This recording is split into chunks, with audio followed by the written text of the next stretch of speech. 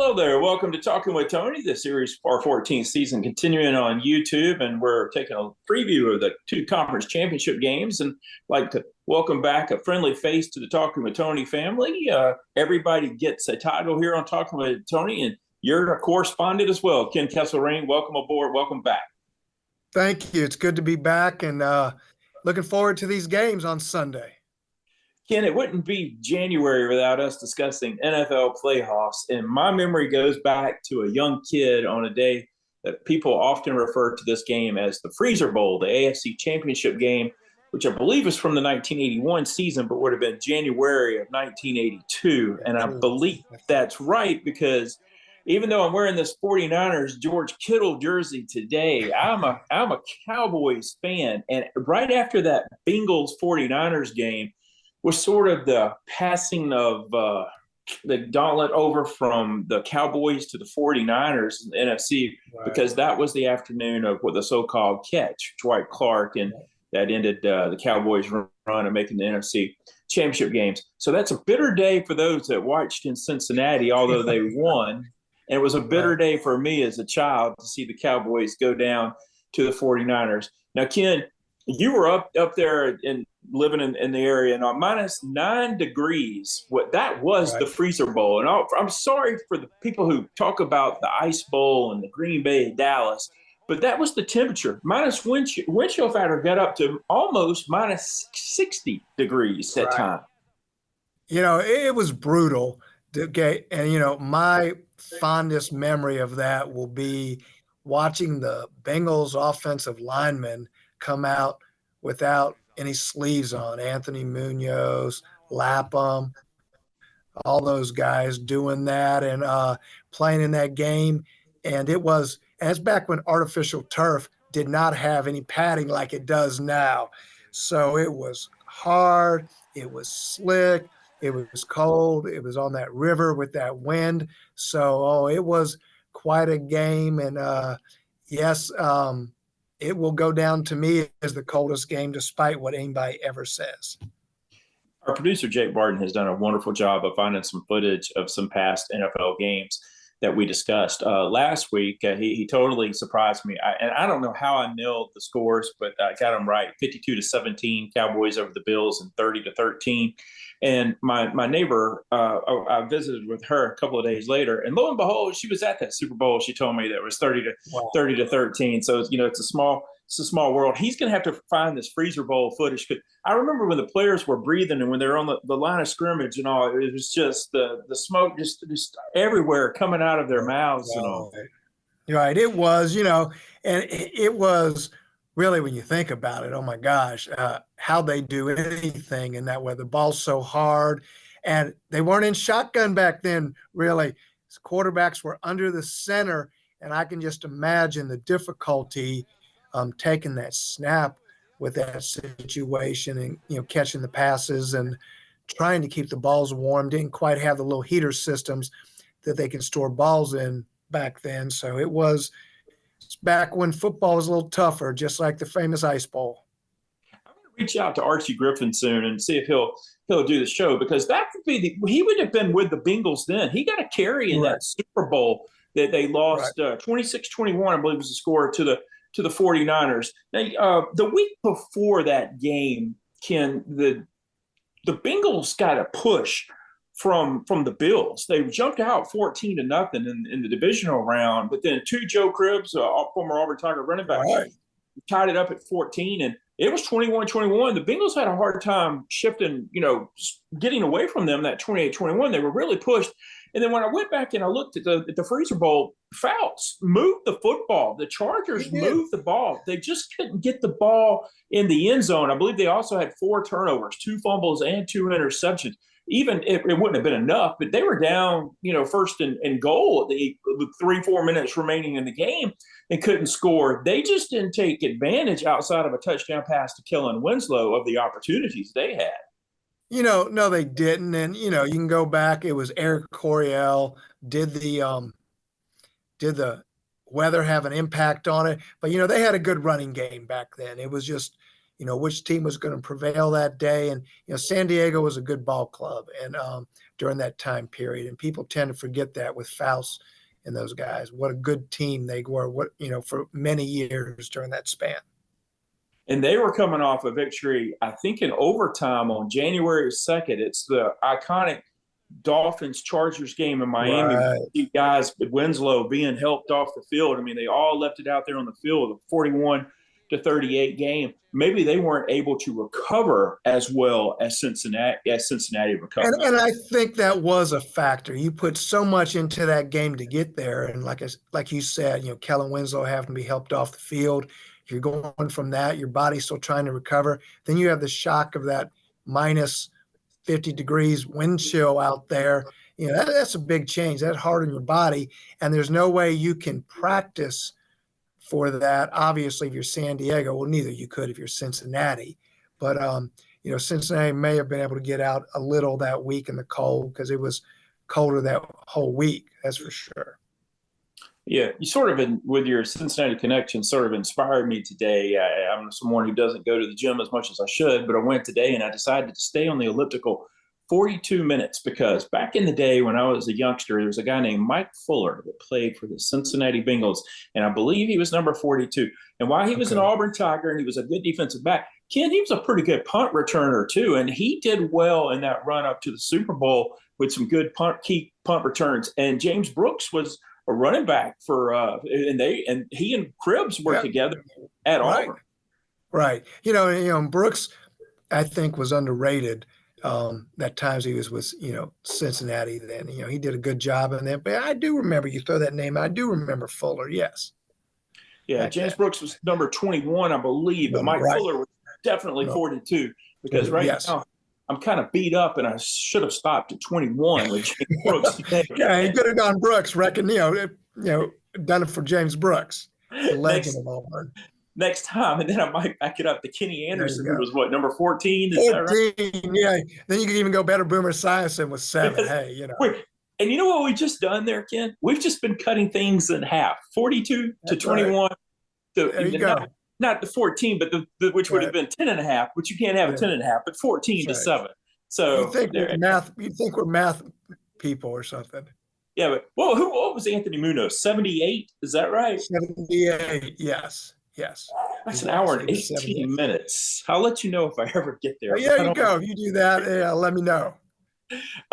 That's certainly one of my it was a fond memory watching that game, and I was so disappointed when the Cowboys lost that game. Can you give me like one or two other championship game weekends that you still feel it could have been when you were a youngster, or it could have been recently when you think about like great football games or either great memories? I tell you what, I know we want to talk about the past. I was impressed with the games this weekend. I know we'll get to those too. Those are very impressive.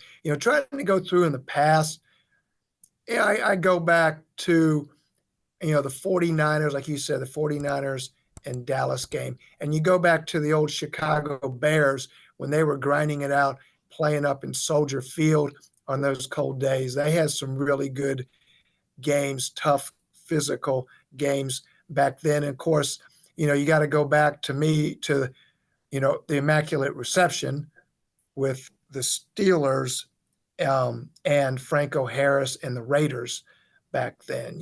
That's a game I always remember. And I believe that was a championship. The AFC I think that was the divisional round of the playoffs. Yeah, okay. That's right. 72, maybe. Is that the year? Was that the 72? I think it was. Okay. Right. Ken, look, I want to get your honest opinion because only Franco really knows. Do you believe he caught the football? I think so. I'll give him that because it was one of the greatest plays in history. I know now they would have spent 40 minutes on a review and everything like that. So, but it's back then, it was unusual because they did actually look at a review, check some things out, which is unusual back then. So, I give Franco that he did catch it. So that just kind of adds to the legend of Franco Harris. I'm going to give away something that the viewers are going to hear. I've said it one other time in the history of talking with Tony, but I've always been able to stub everybody at this trivia deal. It is the only touchdown in football history where no official ever raised his hands as a touchdown. That's So interesting. You're right. that, They didn't know what it was. They weren't sure. but they gave it to him. John Madden was livid. I Oh, feel like, now I'll put it to you this way: when you arrive at Pittsburgh at the airport, there's a picture of Franco scooping that ball. See, scooping almost wow. sounds like Yeah. it hits the ground as well, Yeah. but with his hands down there, and it's one of the things that you see in the terminal and all. And I know that it has to be for old time, and there are still old time Oakland Raiders fans. That Yes. has to be difficult to see, even though they had their run as well. Steelers didn't do better as far as titles, Right. but there were some moments there for the Raiders, including when they ran the table as a wild card and 27-10 in New Orleans over the Eagles. But I imagine that brings a lot of smiles to the locals' faces, but to Right. some of us others who kind of wonder, did he catch that? No, it leaves a little bit of an impression. Yeah, that's interesting that it's there because that will be in Pittsburgh legend all forever. Yeah, that's one of to me that and Roberto Clemente's last hit and home run, and that was if you're from Pittsburgh, those are the things you'll never forget.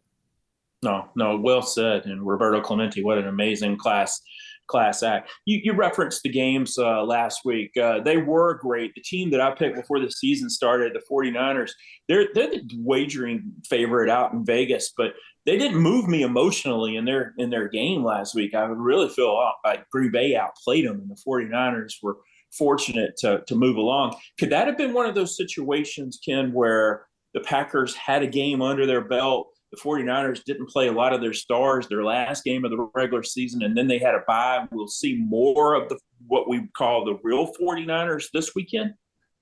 I think so. I think I always wonder. I know you got to get guys healthy, but when you're going to have 2 weeks off, that's a lot longer than 1 week. And I got to give it to Green Bay. I mean, they were motivated. They've done a great job.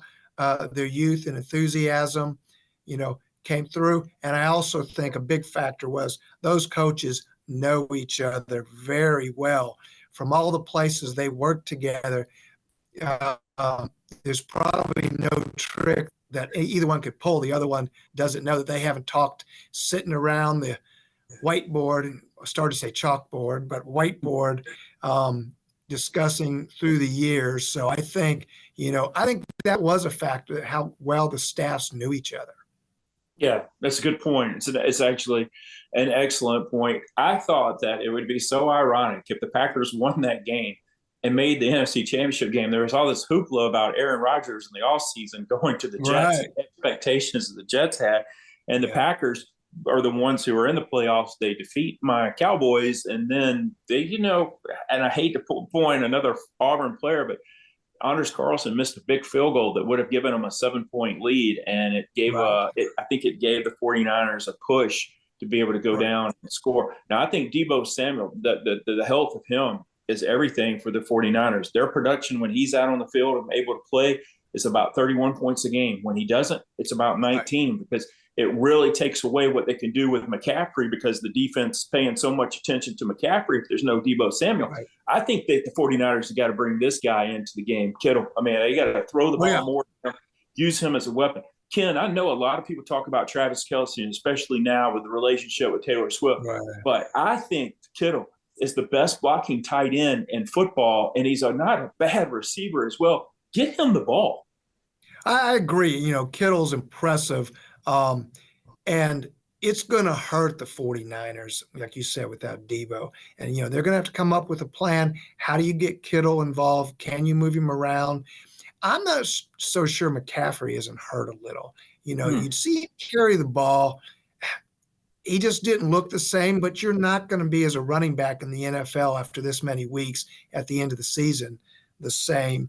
So the 49ers will be innovative in what they do. But, Kittle is impressive, and they'll use him more this week, I'm sure. And their game plan might have gone astray without Samuels.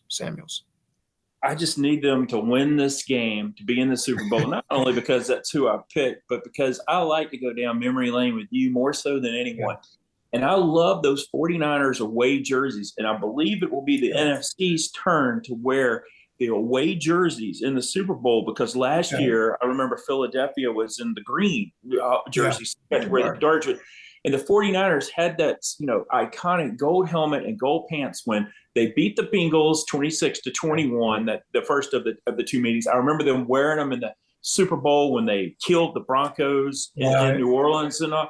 That to me is one of the most impressive away jerseys. There are a lot of good-looking home jerseys, and I love the Patriot helmet that the Patriots have, and the Raiders have classic uniforms, and we can go on and on. But there's something to me that reminds me of my childhood, but also that I think is so impressive about that away jersey the 49ers have. So am I selfish to be pulling for them also for that reason? So I might see that in the Super Bowl one more time. Because, Ken, if you remember, the Rams wore their only 4 or 5 years ago when they were in the Super Bowl in Atlanta playing the Patriots, they wore their throwbacks, and I thought it was genius. Right.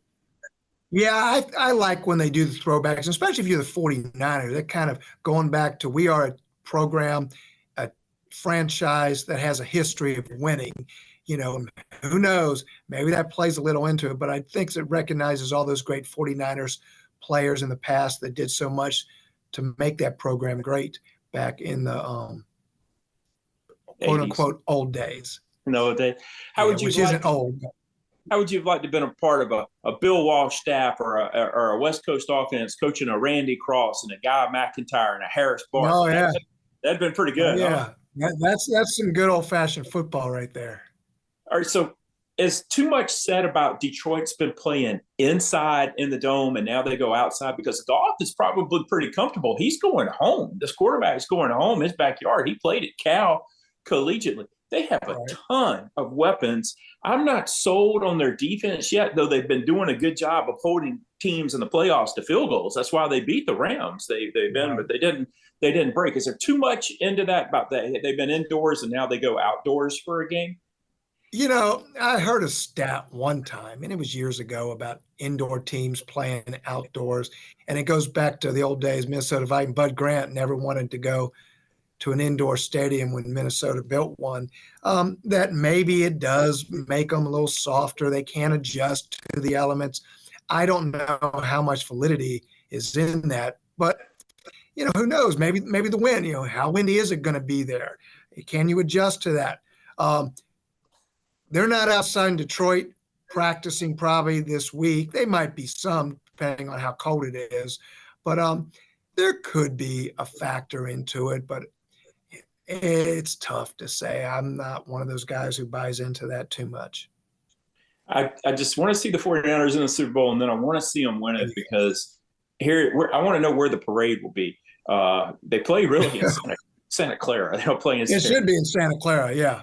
I mean, it won't be in San Francisco. I mean, we got all kind of problems and issues in downtown San Francisco. You can't really have it. No, there. I can't see them having it there. They may go to San Jose. I don't know. They may go where the stadium is. It would be interesting to see them navigate. What they would do. Yeah. What does Detroit need to do to pull out the upset victory? That's tough to say. I mean, they haven't been there as an organization. Obviously, they have guys that have.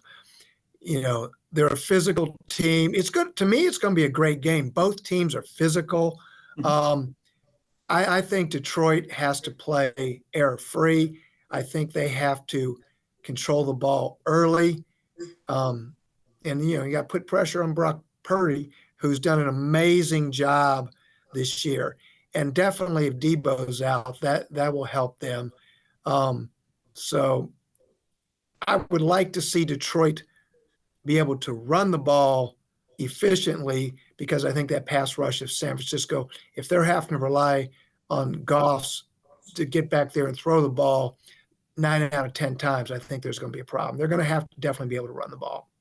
Conversely, the 49ers, they'll have to be able to protect for Purdy, because it was the NFC Championship last year where he went out for injury, and then they couldn't throw the ball at all. They didn't have a quarterback, and they were putting McCaffrey and Wildcat. They're doing different things. It just wasn't working. And a guy like Aiden Hutchinson, he can be a difference maker there for the line. He can. He definitely can. It's going to be interesting between him or Bosa, which one is the better pass rusher this week. You got two premier pass rushers. Well, I'm going to go. I'm hoping with Bosa or Chase Young, because those are our Buckeyes. And Right. no, unfortunately, where Aiden Hutchinson played, Right. Right. he should have been the number one draft choice, and he has proved that over these 2 years. And he did not go number one. He was initially going to go to number one, but that's a whole other thing because C.J. Stroud, I said to anybody that would listen to me this time a year ago, is that's the best player in college football. He should have won the Heisman. He should be number one in the draft. And yet the Panthers went with Bryce Young, and the Texans went from a 3-win team the last 2 years into the playoffs and got a victory in the playoffs. So if we can figure that stuff out, it's hard to believe these general managers and scouting people with these NFL teams who get to interview the players, they get to be at the combine, they have all these resources. They can't figure out what we figure out. Our eyes don't lie to us. All right. It's interesting. CJ has done a great job this year. So I'm going to put you on the spot. 49ers favored by 7 over Detroit. You don't have to necessarily talk about the spread if you want to. You can talk about who advances in the game. I think there is a home field advantage always. So I think you got to go with the 49ers. Detroit will be emotionally pumped. How long has it been? I mean, forever since they've been in this position. So, they have to be able to control their emotions. I think Dan Campbell can do a good job of it. But I think there's a home field advantage for the 49ers. Yeah, but if Debo's, I don't know how they're going to adjust with Debo's situation, but, missing him or being injured is a factor, I know. Yeah. You're right. And I still go back. You got to get 85 the football. You got to have him more involved. And especially if you're right about McCaffrey not being 100% as well. Going to give a few picks now from my panel. Kevin White is 31-31 against the spread this year. And Kevin's picks are the Baltimore Ravens -3.5. And he likes the Detroit Lions +7. Stormy Weathers is 55-67 on the season. He's going with the Chiefs, Kansas City Chiefs +3.5, and the San Francisco 49ers -7. So they are completely opposite. And then there's Brian Lundquist, who is our West Coast correspondent, who lives in San Francisco. He's 51-62 against the spread. He likes the Baltimore Ravens -3.5.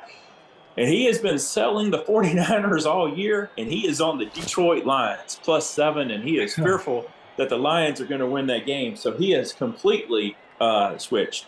I am 58-38 against the spread this year. I was 58-37 going into last week, and I picked one game. It was the 49ers, and they never got to the number against the Packers. They were fortunate to win. My only pick this week is going to be the Baltimore Ravens -3.5. It's not that I don't believe in Mahomes. I think he's fabulous. But I think Lamar Jackson is really driven. I think Baltimore's defense is just a little bit better. I wouldn't be surprised at all if that winner of this game goes to the Super Bowl. But that's my pick. Yeah, 58-38, the Baltimore Ravens -3.5. Now I'd like to get you to break down a little bit of this game with me right now. That Chiefs-Bills game, I'm sure when you talked about how great the games were this past week, that was certainly on your mind because it seemed like for the longest time it was going to be who has the ball the last time that will win. Right. The Chiefs, Patrick Mahomes is a different maker, and their running game was good this week. They're a little more physical, and you can't count against the Chiefs. They've been there. There's just something about Mahomes. The Ravens are an interesting team, and Lamar Jackson he adds so much to it. I mean, you can have him in the pocket and he can get out. He moves so well. He can take off and run. And what I think a big difference is when he's moving now, he isn't just looking to run. He's looking to find the open receiver, which has really developed in his game with him. And the Ravens are a physical football team. They're a John Harbaugh football team. They're going to come at you and punch you in the mouth. It's a good game. The game of the Chiefs, and I wonder how much they spent, how much do they have in their tank, like we talked about with San Diego years ago when they had to play that very tough game against the Dolphins. That game against the Bills was a hard-fought football game where the Ravens, not as much, did they have to battle as much. So who knows? That might be a factor too. You're right. And I was thinking too, back to that San Diego Chargers, they would have gone to Miami and then they had to go on the road to Cincinnati. Well, now with the Chiefs, they had to go to Buffalo, and Right. now they're sitting there going to Baltimore. And the Ravens get an extra day to recover as well because they played on Saturday. So Correct. that has to be but people watching this might say, well, I've seen basketball teams in a tournament play 3 games in 3 days. It's different. Extra day to recover is everything for an NFL athlete. Right. And you figure that Chiefs game, what time were they actually able to get back home, do all of that? That takes it out. Then they're back in there, the players trying to get treatment Monday morning and they're flying out, you know, then on maybe even Friday. I'm not sure what day they're going to head out there. And it does help. It gives, the Ravens an extra day, gives them a little more rest. So I think it's an advantage for the Ravens. Once again, playing at home seems to be an advantage, always has been for people. Now, are you a conspiracy theorist, Kim? Because CBS, they'll have a ratings bonanza no matter who's playing. But if it's the Chiefs and Taylor Swift will be there, she's been at several other games. There's that whole crew of Swifties that will be turning in. I mean, I'm not the biggest Taylor Swift fan. I have a lot of respect for what she is, an entrepreneur, as a songwriter, as a performer, all of that I respect. We don't agree on some of the other things, but there's no doubt how influential she is. She send out a tweet for people to go register to vote, and in one day, 65,000 people will go register and vote. I mean, she's an influential person. So I would think CBS with the Super Bowl this year would want the Chiefs because that will draw all of that. Oh, yeah, you're going to get people who don't know what football is just to see her in the stands. But my thing is, if the Chiefs make it, I want to know if Kelsey's going to be wearing his shirt up in the press box this week, unlike last week when he was up there. I'll be watching for that more than anything. Does Jason have his shirt on? Well, you're a man who loves the offensive lineman. Okay, so you have a little soft spot for the offensive lineman. And I hope he's not done. I believe he has said that he is, but I think they're just good for football. I mean, I really believe that he and Kelsey – I hate it, and it's fun. It's brought another element of it. Some people would say it's an element of good with Taylor Swift, but I hope it doesn't take away from what the Chiefs have done in success. Because this is a team that had their problems this year. They had some struggles, but their defense has come along, and it's almost as good as the Ravens' defense. So I don't. Even though I have nothing against Taylor Swift, I just want the football, what's being played on the field, to be the focus. I think there's nothing wrong with showing her a couple of times, but let that be the focus. Right, and I hope so. And, if she does make it, they don't do that. And to be honest, it'd be great if she put herself in the background away from it, if the game, and who knows, maybe she will put herself in the background that she's making. But no, CBS. Yeah, if I'm CBS, it's all about the ratings, man. It's all about those ratings. I got to ask you this, though, because I've been asking some of the guests. Are you a Taylor Swift fan? It would surprise me that if you are, but what men usually do is defer to go like, well, I have a daughter. This guy too. I have 2 daughters, and they're Taylor Swift fans. So I heard plenty of it. So if a student came up to you and said, Mr. Kesselring, especially when you were Principal Kesselring, what do you think about Taylor Swift? What would be your response? Who would have been my response? Who? Look, at my age, you have no clue who Taylor Swift is. I believe my daughters, when they were younger, listened to her, but not if I was driving the car. They didn't do that. But you had the classic rock on from the 60s and 70s. So, but no, I really don't know. I know she's famous. I know when she came to Atlanta, they talked about all the people. They showed the video of her, but I couldn't really tell you one thing about Taylor Swift. Yeah, well, you know what? I don't really have a problem with that. I do like a recent song of hers, Andy, he wrote, and it does make a mention in the book. My book coming out March 26th. It just the Yankees play it one time in the clubhouse after a huge victory. Want to give out Danny Arp's picks. He's 79 and 66 against the spread. He's our lead analyst. He's 13 games over 500. And even though he's not me, that's 20 games over 500, which is better than anybody that we've been able to Yeah. research in the country. My 58-38 record. Danny has had to pick more games. So when you're picking more games, it's easier to drop Right. games. But he likes the Baltimore Ravens -3.5. He is with me, but he is on the Detroit Lions in that other game +7. I believe he believes the 49ers might sneak out the victory, but Detroit will cover that 7-point spread. What about you? We asked you about the NFC. Will it be? It sounds like you believe it's going to be the Ravens, but I just want to make sure we confirm that with you that you believe the Yeah. Ravens Definitely. I playing. think it'll be the Ravens in the AFC. I think so, yeah. I think the Ravens will win. And the How about NFC, I think the 49ers. look, I'm no Michigan fan, but what about if Jim Harbaugh wins the national championship with Michigan the same year, same season, if you will, that his brother wins the Super Bowl? That is incredible. That's more incredible to me than the two meeting in the Super Bowl in New Orleans when it was the Ravens and the 49ers. Well, to me, it goes back, they got to thank Jack, their dad, who was a great coach. I knew his dad when he was at Michigan and then he went to Western Michigan, had some interaction when I was at Ball State, and he was at Michigan. We had staff that had played there. It goes back. Their dad taught him well. That'll be interesting. That'd be great for Jack to have that. So that is interesting that Jim and John could be the champions the same year. Hey, I've only got about 2 minutes, and I really wanted to get in a longer story with your dad, something you shared on Talking with Tony. But how about this? How impressed would he be with what Ohio State is? That I think they're the team to beat next year. I know that upsets a lot of UGA people, a lot of people like from our area, and we just put Ken in the dark with that shot too. Yeah. But with that saying, but I really think them Silver Bullets, man, are stacked, and I think it's going to be a good year for the boys in Columbus next year.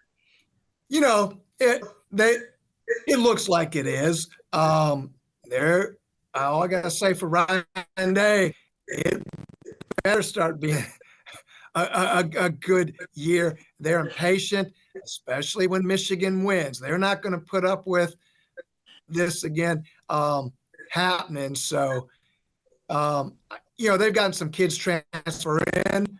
So, what can their NIL deals be? When you're that large a school, you can get good NIL deals. But Ryan Day, for a guy who's been so successful, he's on the hot seat, which That's right. probably isn't very fair. He's on the hot seat.